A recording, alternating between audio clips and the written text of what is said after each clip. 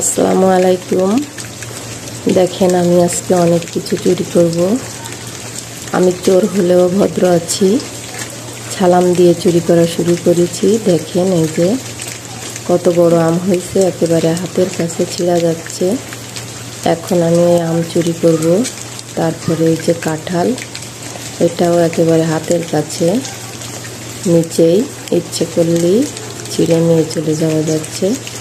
আমি এটাকেও চুরি করব, কাঁঠাল। আর এই দেখেন এই সাইডে লেবু হয়েছে গাছে, কি পরিমাণ লেবু হয়েছে, অনেক লেবু হয়েছে।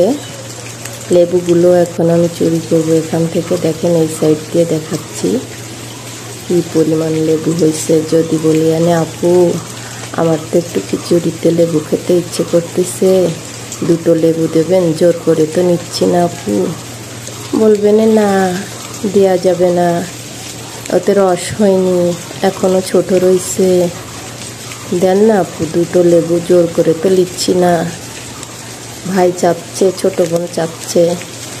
দেখেন এই যে আমি লেবু চুরি করতেছি। যারা চাঁদি দেয় না তাদের চুরি করাই ভালো তাদেরটা। দেখছেন কেন চুরি করতেছি আমি আপনাদেরকে ভিডিও শেষে বলবো। চুরি করার একটা কারণ আছে, অনেক কারণ আছে চুরি করার।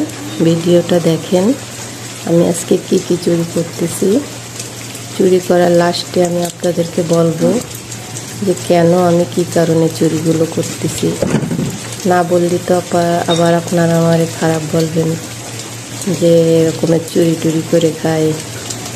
দেখেন কত বড় বড় আম হয়েছে, একেবারে হাতের কাছে ছিঁড়া যাচ্ছে। আমি এখন ওই গাছ থেকে আম চুরি করছি, এখন এই যে এটা আর একটা গাছ, এটা থেকে আম চুরি করব। বাড়িওয়ালারা হয়তো ভিতরে আছে। আজকে বৃষ্টির দিন, দেখেন বৃষ্টি হচ্ছে, অনেক বৃষ্টি হচ্ছে। গাছের মালিকরা সব ঘরের ভিতর মনে হচ্ছে চানাচুর মুড়ি খাচ্ছে, বাইরে কেউ নেই। আমার চুরি করতে অনেক সুবিধা হচ্ছে। দেখেন কি পরিমাণ আম হয়েছে। যদি বলি দুটো আম দেন, দেবে না, তাহলে চুরি করাই ভালো। আরও একটা মেইন কারণ আছে চুরি করার, কেন আমি চুরি করতেছি একটু পরেই আপনাদেরকে আমি সেটা বলবো। ভিডিওটা দেখতে থাকেন। দেখেন বৃষ্টি হচ্ছে বাইরে, কি পরিমাণ বৃষ্টি হচ্ছে, অনেক বৃষ্টি হচ্ছে।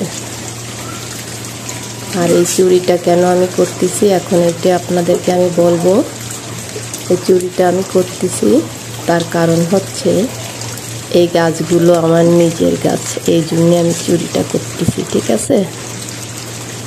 অন্যদের গাছ না, এটা আমার নিজের গাছ। দেখেন এই যে সজনে পাতা হয়েছে, সজনে পাতা ভর্তা অনেক মজা লাগে, তাই এখন আমি এখান থেকে সজনে পাতাও